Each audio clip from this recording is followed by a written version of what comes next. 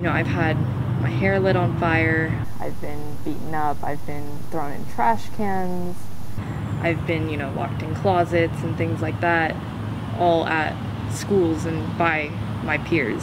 Yeah, mostly middle school was when the bullying was at its worst. Because I went from being very, very feminine to, you know, pretty masculine in a very short period of time. And I lived with these people, you know, my whole life, so they saw this change immediately. And so they knew what I was like before, and they didn't really like who I was becoming. Emotionally, I was not in a very good place through all of this. I was kind of at the end of my rope, and I, you know, did not really want to be alive. I started cutting, I started, you know, all these very self-destructive habits to get away from how awful my peers were to me.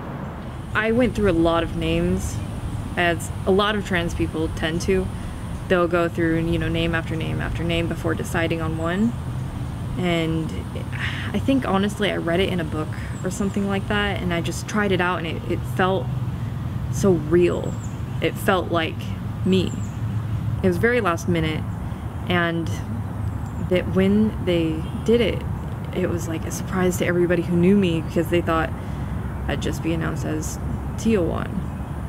And when I was announced as, you know, Benjamin, there was Benjamin in there. It was like all these people, you know, were so proud, so happy for me.